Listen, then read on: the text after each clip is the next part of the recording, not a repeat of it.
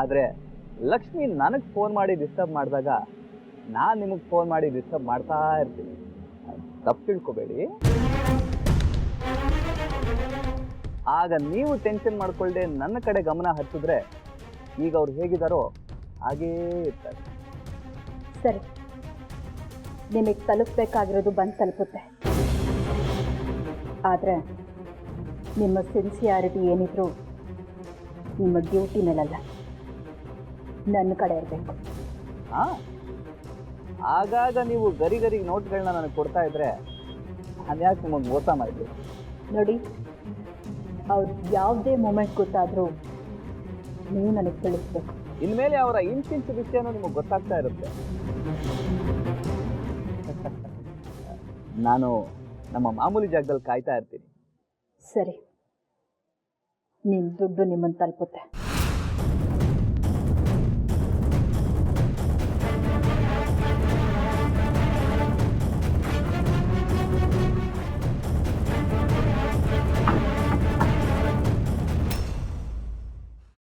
ಸುಮ್ಮನಿರ್ಲಾರ್ದೆ ಸಮಸ್ಯೆನ ಮೈ ಮೇಲೆ ಹೇಳ್ಕೊಂಡಂಗಾಯ್ತು. ಸುಮ್ಮನೆ ಕಿರಿಕಿರಿ ಮಾಡ್ತಾ ಇದ್ದಾನೆ ಇಡಿಯಟ್. ಅವನಿಂದೇನಾದ್ರು ನಿಮಗೆ ಪ್ರಾಬ್ಲಮ್ ಆಗ್ತಿದ್ರೆ ಹೇಳಿ ಮೇಡಮ್, ಒಂದೇ ಸತಿ ಅವನ್ನ ಮುಗಿಸ್ಬಿಡ್ತೀನಿ. ಭೈರವಿ, ನಾವು ಎಲ್ಲಾಂದ್ರೂ ಒಂದೇ ಆ್ಯಂಗಲಲ್ಲಿ ನೋಡೋಕ್ಕಾಗಲ್ಲ. ನಮಗೀಗ ಆ ಇನ್ಸ್ಪೆಕ್ಟ್ರಿಂದ ಲಾಸ್ ಆಗ್ತಾ ಇರೋದು ಬರೀ ದುಡ್ಡು. ಆದರೆ ಅವನಿಂದ ನಮಗೆ ತುಂಬ ಇನ್ಫಾರ್ಮೇಷನ್ ಸಿಗ್ತಾ ಇದೆ.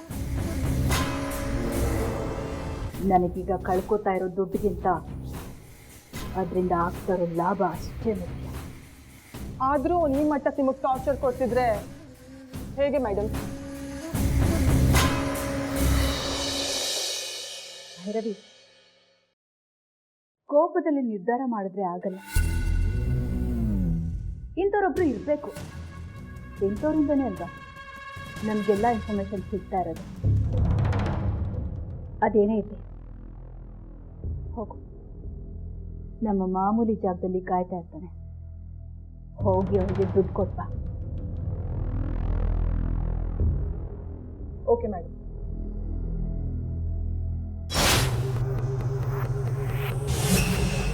ಲಕ್ಷ್ಮಿ, ನನ್ನನ್ನ ಮೀರಿ ನಿನ್ನ ಕುಟುಂಬನ ಹುಡುಕಿ ಸೇರ್ಬಿಡ್ತೀಯಾ? ಅದಷ್ಟು ಸುಲಭ ಅಲ್ಲ.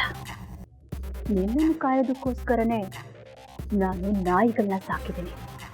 ನೀನು ನಿಂತಿರೋದು ನಾನು ಹಾಕಿರೋ ಬೇಲಿ ಹಿಂದೆ.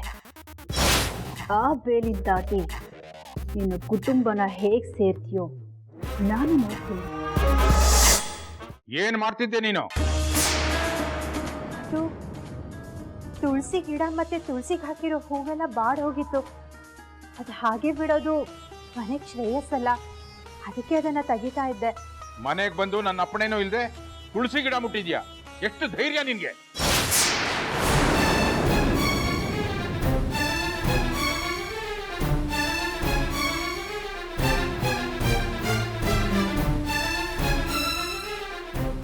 ನಿನ್ನೆ ಆಭರಣ ಅಂತಂದ್ಕೊಟ್ಟು ಹಣ ಬೇಡ ಕೆಲಸ ಕೊಡ್ಸಿ ಅಂತ ಕೇಳಿದೆ. ಒಳ್ಳೆಯವಳು ಅನ್ಕೊಂಡು ಇವತ್ತು ಬಾ ಅಂತ ಹೇಳಿದೆ. ಆದ್ರೆ ನೀನು ಇವತ್ತು ಮಾಡಿದ್ದೇನು? ಇದನ್ನ ಮಾಡು ಅಂತ ನಿನ್ಗೆ ಯಾರಾದ್ರೂ ಹೇಳಿದ್ರಾ? ಇಲ್ಲ ತಾನೆ? ಮತ್ತ್ಯಾಕ ಕೆಲಸ ಮಾಡಿದೆ? ಅಧಿಕ ಪ್ರಸಂಗಿ.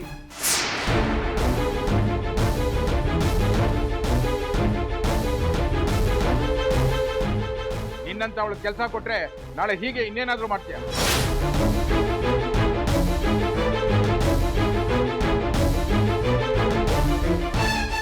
ಇಲ್ಲ ಸರ್, ತುಳಸಿ ಗಿಡ ಹಾಕಿರೋದು ಒಳ್ಳೇದಲ್ಲ. ಅದಕ್ಕೆ ಸರಿ ಮಾಡೋದಕ್ಕೆ ಹೋದೆ.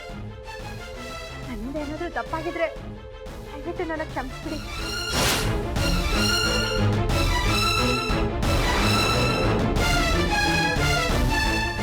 ಕ್ಷಮಿಸೋದ ಯಾವುದೇ ಕಾರಣಕ್ಕೂ ಸಾಧ್ಯ ಇಲ್ಲ.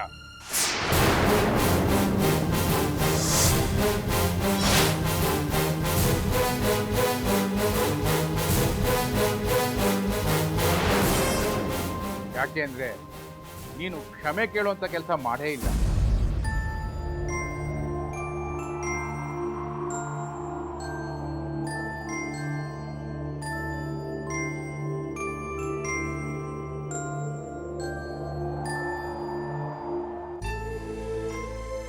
ನೀವು ಏನು ಹೇಳ್ತಿದ್ದೀರೋ ನನಗೆ ಅರ್ಥ ಆಗ್ತಿಲ್ಲ.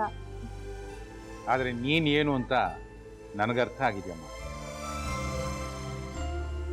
ನೀನು ನೆನ್ನೆ ಒಡವೆಗಳನ್ನ ತಂದುಕೊಟ್ಟು ಈ ಮನೆ ಮಾನ ಮರ್ಯಾದೆ ಎಲ್ಲ ಕಾಪಾಡಿದೆ. ನಾನು ನಿನ್ಗೆ ದುಡ್ಡು ಕೊಡೋಕೆ ಬಂದಾಗ ನೀನು ಬೇಡ ಅಂತ ಹೇಳಿದೆಯಲ್ಲ, ನಿನ್ನ ಆ ಗುಣ ನನಗೆ ಇಷ್ಟ ಆಯ್ತಮ್ಮ. ನೀನು ಈ ಮನೆಗೆ ಬರ್ತಾ ಇದ್ದ ಹಾಗೆ ಆ ತುಳಸಿ ಗಿಡ ನೋಡಿ, ಈ ಗಿಡ ಹೀಗಿದ್ರೆ ಈ ಮನೆಗೆ ಶ್ರೇಯಸ್ಸಲ್ಲ ಅಂತ ಅದನ್ನ ಸರಿ ಮಾಡೋದಕ್ಕೆ ಹೋದಿಯಲ್ಲ, ಆ ನಿನ್ನ ಮನಸ್ಸು ನನಗಿನ್ನ ಇಷ್ಟ ಆಯ್ತು.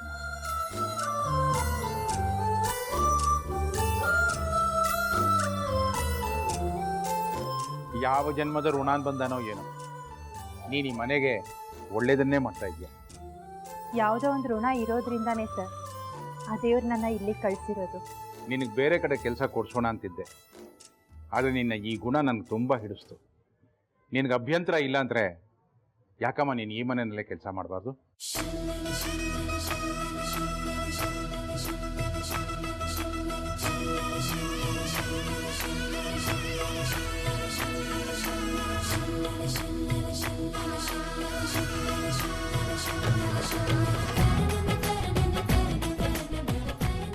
ನನಗೆ ಯಾವ ಅಭ್ಯಂತರನೂ ಇಲ್ಲ ಸರ್. ನಿಮ್ಮಂಥವ್ರ ಮನೇಲಿ ಕೆಲಸ ಮಾಡೋದು ನಾನು ಅದೃಷ್ಟ ಅನ್ಕೋತೀನಿ.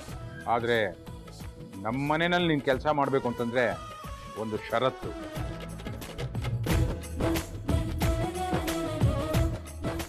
ಇದುವರೆಗೂ ಈ ಮನೆಯಲ್ಲಿ ಕೆಲಸ ಮಾಡೋರು ಯಾರನ್ನೂ ನಾವು ಕೆಲಸದವರು ಅನ್ನೋ ಹಾಗೆ ನೋಡಿದ್ವಿ.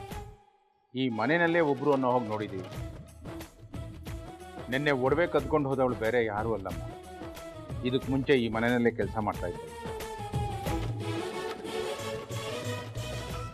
ಅದೇ ಕಾರಣಕ್ಕೋಸ್ಕರನೇ ನಾನು ಇಲ್ಲಿವರೆಗೂ ಅವಳ ಮೇಲೆ ಪೊಲೀಸ್ ಕಂಪ್ಲೇಂಟ್ ಕೊಟ್ಟಿದ್ದೆ. ಅವಳು ಈ ಮನೆ ಕೆಲಸಕ್ಕೆ ಬಂದಾಗಲೂ ಇದೇ ಮಾತು ನಾನು ಅವಳಿಗೆ ಹೇಳಿದ್ದೆ. ನಿನಗೂ ಅದೇ ಮಾತು ಹೇಳ್ತಾ ಇದ್ದೀನಿ. ನೀನು ಈ ಮನೆಯಲ್ಲಿ ಕೆಲಸ ಮಾಡಬೇಕು ಅಂತಂದರೆ ಈ ಮನೆಯವ್ರು ಬೇಕು ಬೇಡಗಳನ್ನ ನೀನು ಚೆನ್ನಾಗಿ ಅರ್ಥ ಮಾಡ್ಕೋಬೇಕು. ಈ ಮನೆಯಲ್ಲಿ ಯಾರಿಗೇನು ಇಷ್ಟ ಇದೆ, ಯಾರಿಗೆ ಯಾವ ವಿಷಯದಲ್ಲಿ ಇಷ್ಟ ಇಲ್ಲ ಅನ್ನೋದನ್ನು ನೀನು ಚೆನ್ನಾಗಿ ಅರ್ತ್ಕೋಬೇಕು. ಯಾಕೆಂದರೆ ಈ ಮನೆಯಲ್ಲಿ ಎಲ್ಲರೂ ಇರೋ ಹಾಗೆ ನೀನು ಇರಬೇಕು ಅಂತ ನಾನು ಆಸೆ ಪಡ್ತೀನಿ. ಈ ನಿಬಂಧನೆಗೆ ನೀನು ಒಪ್ಕೊಳ್ಳೋದಾದರೆ ಈ ಕ್ಷಣದಿಂದ ನೀನು ಕೆಲಸಕ್ಕೆ ಬರ್ಬೋದು.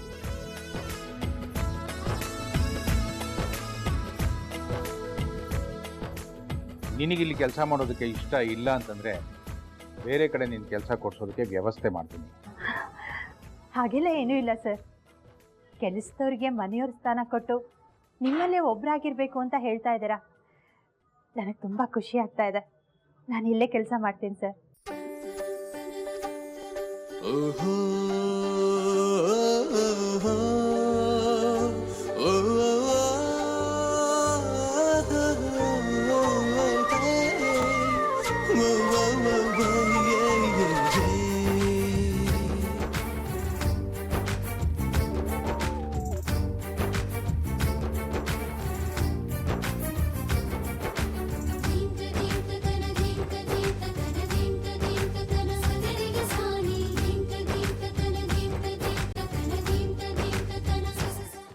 ಆದಿತಿ ಲಕ್ಷ್ಮಿ ಕೈಗೆ ಸಿಕ್ಬಿಟ್ರೆ ನನ್ನ ಕತೆ ಮುಗೀತು.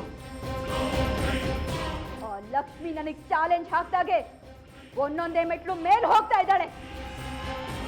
ಆದ್ರೆ ನಾನು ಅನ್ಕೊಂಡ ಹಾಗೆ ಒಂದು ಯಾಕೆ ಆಗ್ತಾ ಇಲ್ಲ? ಆ ಫೋಟೋಗಳನ್ನ ನೋಡಿ ನನಗೆ ನನ್ನ ಫ್ಯಾಮಿಲಿ ನೆನಪಾಯ್ತು. ಲಕ್ಷ್ಮಿ, ನಿನ್ನ ಫ್ಯಾಮಿಲಿಗೆ ಏನಾಯ್ತು?